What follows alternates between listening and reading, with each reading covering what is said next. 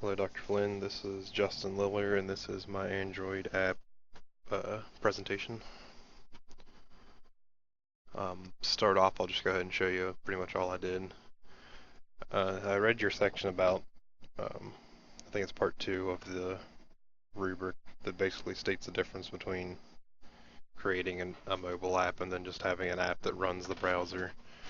I covered it a little more detail in my document, but I was running into some issues creating an app, and I'm really unfamiliar with Android programming, and that was one of the issues I talk about. And I really couldn't get much of an official app working correctly anyway. It just, like, I don't know, I couldn't figure it out. So what I did is a really janky workaround using WebView basically. So here's my main activity page. Um, here's most of the edits I did right here, just like getting access to the site and enabling it, and here's the actual website. It's a Heroku that I used to deploy it. Um, instead of text view, I use WebView, and that's my main activity. And in the Android manifest, I have to allow for user permissions for the internet. And it's a really, really small application, and I don't know if that's like one of your prerequisites. It's to, like, I don't know, like how complicated this app should have been, but like technically mine works. It's just not that fancy. It's basically a browser and an app, which I assume wasn't what we were supposed to go for, but it was the only way to get mine to work correctly. And I actually think this is the last time that ran, so I'm going to rerun the emulator. So I have no device right here, so I'm going to hit launch emulator.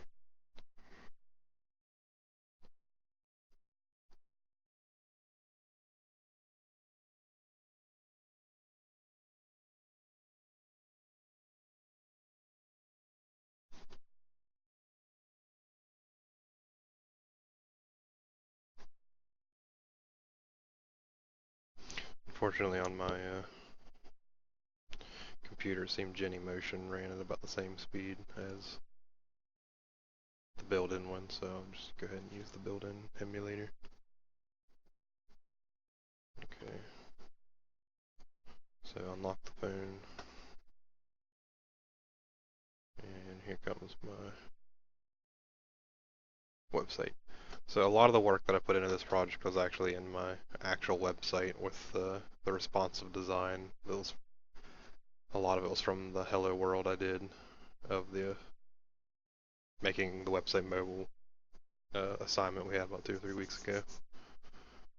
So yeah, this entire nav bar is from the website, and since it's scaled down, that's why it shows like that. And if I scroll down, an issue I had back then was getting the HTML file to scale down, and I still have that same issue, and I wasn't able to figure it out, so I still have the huge HTML file. I tried changing the CSS and doing stuff inside of the home page, neither of them seem to work. I don't know if that's an issue with Heroku or with I don't know. Like, that's my issue, is that I don't know. But yeah, so if I go to the about and contacts, those exist. Go back home, then there's help. Then I go back home and move these papers. Sign up if I go, sign up with John Doe.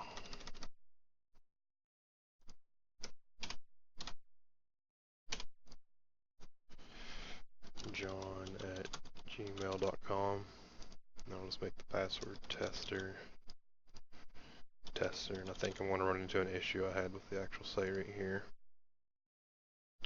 Yeah, I wasn't able to solve this problem last semester, that on my local version of the website, logging into the users worked perfectly. Anytime I would deploy it to Heroku, this would never work, and I don't know what the issue is. But if I go back into my final project, I go in John, it technically created um, the user. And tester is the password.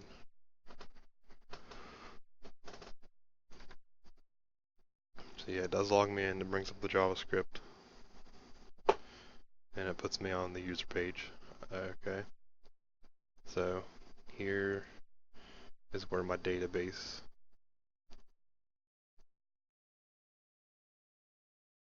section would work. Apparently that didn't log me in.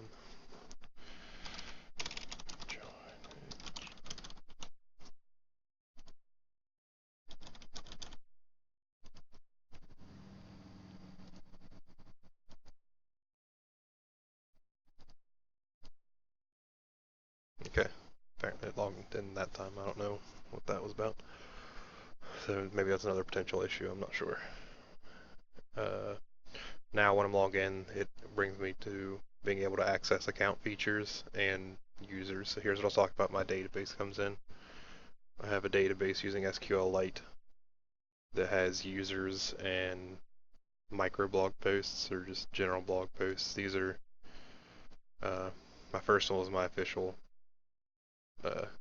user that I made, and then just every time I've like tested and retested, I would make up random names or whatever, and it's filled the database ever since I used it. And then I can access your profile, and it's really bland right there. Not a lot of features to it.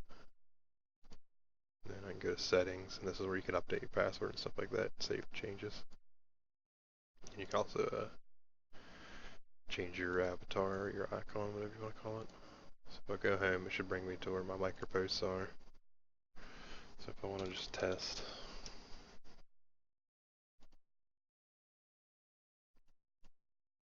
it brings the JavaScript back up. That's another issue. I couldn't figure out how to make JavaScript in the appear ones. So there, I've created one micro post on John Doe, and then if I go down to my feed, it shows the time and what my message was. So that's how my database comes in. Is I have this entire database of users and posts. I'm fairly certain I can access another person's. So yeah, my original thought for this website was to be a video game related in a sense. You could like register high scores and compete against each other, but I couldn't get full functionality out of it in the 6 weeks for Web Dev 1. So right now it's sort of just a blog style thing where you can record stuff about certain games, and the theme of it right now is Mario Kart, but a more functional website would contain pretty much any game you ever want. And if it's something I decide to continue after this class, I have the tools there, just need more time to flesh it out. And I think the only thing I didn't test is, or show you here in this video, is log out. So there's the JavaScript again, there's another issue. So it keeps putting it up, and that throws me back here to my front page. So I believe that's all I needed to cover in the video. I've showed everything working. I've shown it compiling from Android and transferring to the emulator. I gave a full demonstration. I showed you how the database works. And I showed you how it was coded earlier. So yeah, that is my presentation.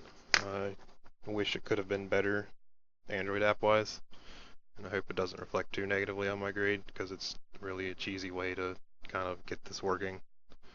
But a lot of work went into making it responsive as a website of itself. So, thank you for watching.